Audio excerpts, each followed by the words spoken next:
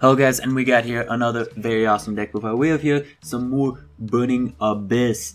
Yes, Burning Abyss. They are that very iffy deck. They might actually be very good this format. There's just with Pendulums becoming more of a thing, just being able to destroy 3 cards is going to be really awesome.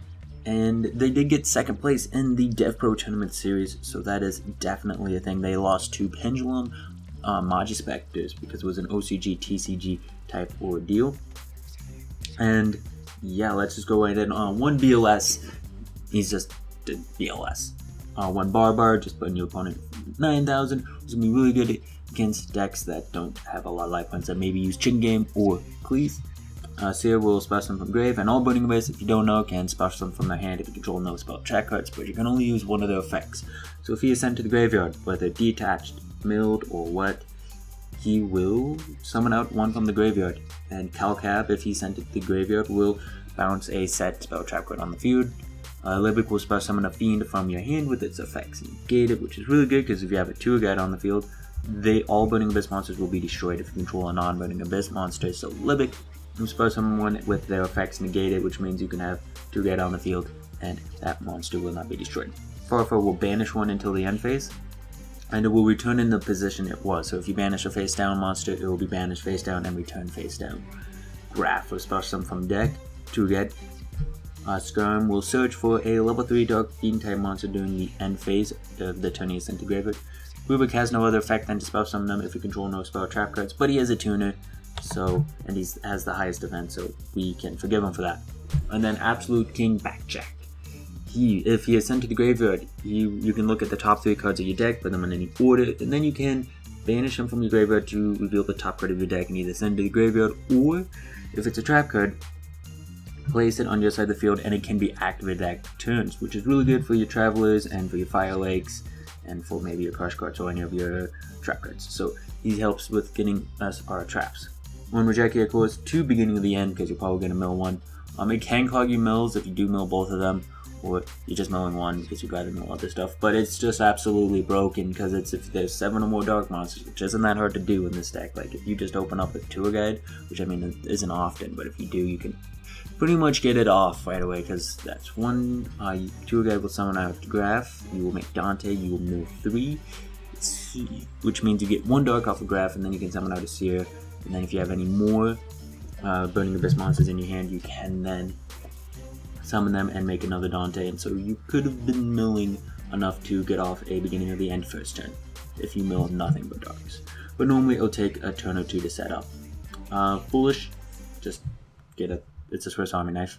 Rejeki Break, a lot of people liking this over Phoenix Wing Windblast. I honestly like Phoenix Wing Windblast better, but a lot of people are going with Rejeki Break because it's just the card's gone. Like you destroy, you can destroy what's it's called, Scout, and boom, gone. A Traveler and the Burning Abyss. This is a crazy card. This is Soul Charge pretty much for the deck. Target any number of Burning Abyss monsters in graveyard that was sent there this turn, special summon them in defense position. The idea is to have Fire Lake and Traveler, and what you do is you Fire Lake your opponent using 2 Dantes, and then you use Traveler to summon them all back, so you're probably going to summon 2 to 4 monsters depending on how many materials they have, and so you just Fire Lake your opponent, destroyed 3 cards, and you got to summon them all back, and then Dante and the 2 Dantes will then add back Traveler, and they will add back Fire Lake. So you were just able to summon out a whole bunch of monsters. You just go insanely plus because you really just got to destroy 3 cards for nothing. You got to add these 2 cards from your hand, so it's just really crazy. And then you just continue that loop. You use your Dantes, you add them back, and then you summon them out. So it's just really good loop. If you can get it off, if you can't get it off, then it can be really hard because you pretty much have to draw into these cards. But besides that, it shouldn't be too much of a problem. We do have Backjack here who can help us get to our traps. Crush Card Virus, because it's kind of broken, but again, not as broken as what it used to be, because sometimes your opponent can go really plus just by being able to send 3 monsters from their deck. Fiend Griefing will bounce a monster in your opponent's graveyard, but will also let you Foolish one from your graveyard, or not from your graveyard, Foolish one from your deck. So it's great for just getting the certain ones in, and you can really mess with Necros because they will have specific cards. So they have that Shrew It, and they have If they have Short, you can bounce it back when they activate Exomere, or if they have Brio and Colossalus, you can bounce one of those guys back, and now they have to summon something else. Karma Cut. Just banish something really great, just being like, oh no, because it also banished all copies of that card in the grave. So really good. And then 2 breakthrough skills, which, seeing how you do a lot of milling, these are good cards to have, especially against Danko, because without these cards, Danko can be a pain. She summons, and then boom, you can't do anything. But breakthrough skill, you can just negate her effect on your turn, and then be able to use all of your trap cards. And that will be it for the main deck. Pretty much you're just summoning out these guys. You kind of want to open up with a lot of these guys. With like a good hand would be a tour guide. A really good hand would be a tour guide, Fire Lake, Traveler, Burning Abyss, and then more Burning Abyss monsters. So that way you can make 2 Dantes and have that loop ready to go. But besides that, most of the time you're just gonna open up with a whole bunch of Burning Abyss monsters, which isn't the worst thing in the world. Virgil, Rockstar of the Burning Abyss. He will discard a Burning Abyss card, and you can bounce a card in their graveyard or that they control, and it goes into their deck. So just really great to just get rid of stuff. 2 Downwards to place on top of our Dantes when they run out of material. 2 Acid Golems, don't really need 2, but for some reason I run 2.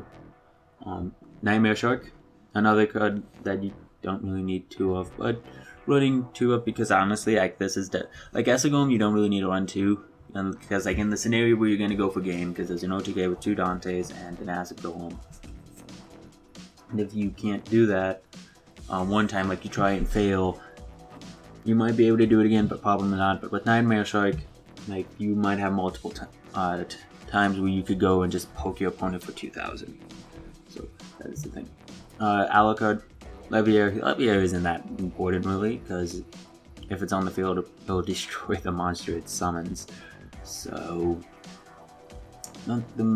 but it's still good because you can use it to summon out Seer, who can then summon out a Dante or Virgil, whatever you have banished. Equipped Engineer, just equipped, will protect a monster, so it's really great. Just like switch it to defense, and it cannot be destroyed by battle by card effects that turn. So that includes multiple ones, so they can Regeki Dark Hole, Regeki Break, Regeki Bottle. They can do anything, and your monsters, the targeted monster, will not be destroyed. 3 Dantes, of course, because if it got put to 2, the deck would be bad. Detach 1 extra seed material, mill 1 to 3 cards, and that's cost, and then it increases its attack by 500 for each. So you can put its attack to 2,500, and with it sent to the graveyard, target a Burning Abyss card in graveyard, add it to your hand. So you can send other Dantes too, so that is definitely a thing. And then 2 F-Zero Future Hope. 2 XC monsters with the same rate, except number monsters, so you cannot use Acid Golem. But any of the other ones you can use, so you overlay 2 Dantes, and you can make this guy. Neither player takes any battle damage from attacks involving this card. At the end of the damage step, if this card battled an opponent's monster, take control of that opponent's monster until the end of the battle phase. This card on the field will be destroyed by a card effect, detach 1 X basic material. So it can be destroyed by battle. It has 2 chances to not be destroyed by card effects, and it can take control of a monster for that battle phase. So if your opponent has 1 monster out, you can make him take it and then attack your opponent directly. So this is definitely a very useful card. Fortunately though, if they switch it into defense position, you can't really do much with it. If you can get a monster effect that can activate during the battle phase, that is also really nice. And that is it for the main deck. Not much really in the side deck. Maxis, Flying Seas wouldn't be bad again. You definitely need an out to towers. Moonmeal Shield might not be bad, but you could always mill that. I like to have link up Astral Force along with Konami Crystal Knot, so that way you can make this guy who can run over towers. Because you do not want to lose to a towers. Because if they get off a first turn towers, there's nothing you can do, and that could ruin your entire tournament experience. Even if you win the match, like it could just go into your rankings, and then you face somebody else instead of being on the first table for the top like 32 or whatever.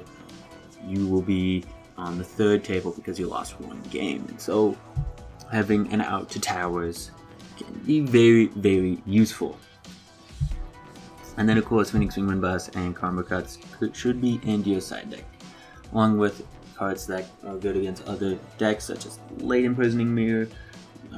I'd go with, what is that card? Royal Command for the Shaddolls.